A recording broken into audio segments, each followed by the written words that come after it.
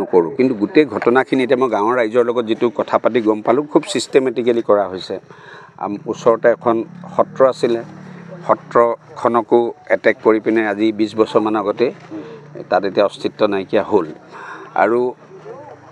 এইটোৱে প্ৰথম ঘটনা নহয় ইয়াতে তেখেতসকলে কৈছে যে এই অঞ্চলৰ মানুহখিনি একদম সাধাৰণ ৰাইজ তেওঁলোকে এটা নামঘৰ বনাইছে তেওঁলোকে কোৱা মতে যে প্ৰথম তেওঁলোকৰ ফেন চুৰ কৰি লৈ গৈছে পানীৰ মটৰ চুৰ কৰি লৈ গৈছে সেইটোতো সফল হ'ব নোৱাৰি এতিয়া এটা ইয়াতে বেয়া বস্তু এটা যিটো আমি হিন্দু ধৰ্ম মতে আমাৰ সেইটো আমি ভাবাটো বেয়া কথা তেনেকুৱা ধৰণৰ বস্তু কালি ইয়াতে পেলাই থৈ গৈছে কৰি মানুহখিনিক আতংকিত কৰোৱা হৈছে কিন্তু চৰকাৰ আমি হস্তম মই ৰাতিয়ে গম পাইছোঁ মোক ভিডিপিৰ পৰা তেখেতে জনাইছিলে জনোৱাৰ লগে লগে আমি জিলা প্ৰশাসন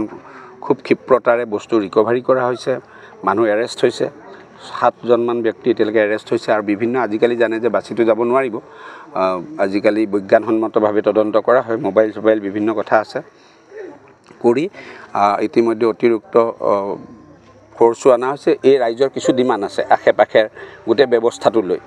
এই অঞ্চলটোৰ আশে পাশৰ ব্যৱস্থা লৈ ৰাইজৰ কিখিনি ডিমাণ্ড আছে তেওঁলোকে লিখিত আকাৰে কালি দিব মই মুখ্যমন্ত্ৰী মহোদয় ইতিমধ্যে 3-4 বাৰ ফোন কৰি ঘটনা সম্পৰ্কে মোৰ লগতো অৱগত হৈ আছে জিলা প্ৰশাসনৰ লগতো কৰণীয় যিখিনি আছে সেইখিনি একদম কঠোৰ হাতেৰে কৰা হ'ব তাত কোনো হাৰি যাব নোৱাৰিব আৰু ৰাইজে অকল এইটো এটা ঘটনাৰ এটা অংশহে আৰু বিভিন্ন ঘটনা আছে মই গম পাইছোঁ সেই ঘটনাবিলাকক কঠোৰ হাতেৰে দমন কৰা হ'ব আৰু ইয়াৰ ফলাফল ৰাইজক সুফলাফল দিয়া হ'ব এতিয়া বিভিন্ন প্ৰান্তত দেখা গৈছে কঠোৰ হাতেৰে কৰা হ'ব একেবাৰে কঠোৰ হাতেৰে কৰা হ'ব ইয়াত কোনো দ্বিধা নাই চৰকাৰৰ আপোনালোকে জানে যে আমাৰ চৰকাৰখনে খিলঞ্জীয়াৰ স্বাৰ্থ ৰক্ষাৰ ক্ষেত্ৰত কেতিয়া পিছ হুহুকি নাযায় তাৰ কাৰণে কঠোৰ হাতেৰে দমন কৰা হ'ব গোটেইখিনি এতিয়া আমি ছাৰ্ভে কৰি জিলা প্ৰশাসনে হওক আৰু আমি সমাজখনে সকলোৱে মিলি আমি ইয়াৰ ওপৰত কঠোৰ ব্যৱস্থা লোৱা হ'ব আৰু এইটো সময়ত দেখা গৈছে যি সময়ত গৌৰৱ গগৈ কৈছে যে এইখিনি RSS বা বিজেপি চাওক এতিয়া মই ব্যক্তিগত চাওক এতিয়া গোটেই ঘটনাটো হৈছে যে এনেকৈ গৰুৰ চিহ্ন মূৰ গৰুৰ মাংস পেলাই যাবলৈ হ'লে সি হয় পাকিস্তানী মানুহ হ'ব লাগিব নহ'লে পাকিস্তানী মানসিকতাৰ মানুহ হ'ব লাগিব এতিয়া তেওঁ কৈছে যে তেওঁ যি ধৰণৰ কথা কৈছে প্ৰভোগ কৰিছে এতিয়া আপুনি মোক কওক হিন্দু মানুহ এজনে পৃথিৱীত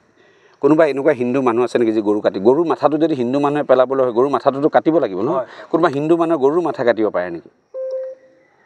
তেওঁ প্ৰভোগ কৰিছে তেওঁ প্ৰটেকশ্যন দিছে তেওঁৰ ষ্টেণ্ডটো কি হ'ব লাগে যে দুষ্কৃতিকাৰীক ধৰিব লাগে তেওঁ এটা এনেকুৱা পলাৰাইজ কৰিব গৈছে ইয়াততো মই এতিয়া মোৰ এইটো মানসিকতা নকয় মই আপোনালোকে দেখে যে নামঘৰৰ মজিয়াত গৈ মই বিজেপিৰ কাৰণে ৰাজনৈতিক কথা নাপাতোঁ কোনোবাই ধৰ্মীয় উন্মাদনাৰ সৃষ্টি কৰি ভোট লোৱাৰ যি পৰিকল্পনা কংগ্ৰেছ দলৰ আজি এই আমি কিয় ভুগিছোঁ আজি কিয় ভুগিবলগীয়া হৈছে এই 60 বছৰ কংগ্ৰেছে কৰা এইবিলাক কামৰ কাৰণে এই প্ৰভোকেশ্যনৰ কাৰণে এই এপিজমেণ্টৰ কাৰণে আমিতো কেতিয়াও অশান্তি বিচৰা জাতি নহয় অসমীয়া আজি কিমান পুৰণা জাতি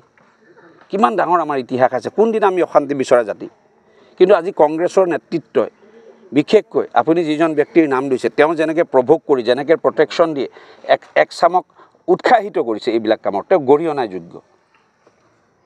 ভোট ল'ব অসমখন থাকিব লাগিব প্ৰথমতে ভোটটো পিছত হৈ থাকিব কোনোবা MLA মন্ত্ৰী হ'ব নহ'ব সেইটো বহুত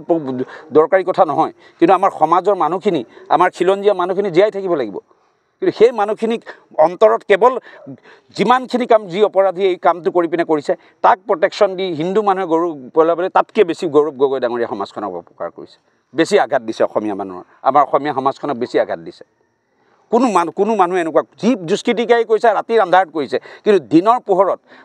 মাইকৰ আগত বুকু ফিন্দাই অসমীয়া সমাজখনক গৌৰৱ গগৈ যিমান আঘাত দিছে অসমৰ ইতিহাসত কোনো ব্যক্তিয়ে দিয়া নাই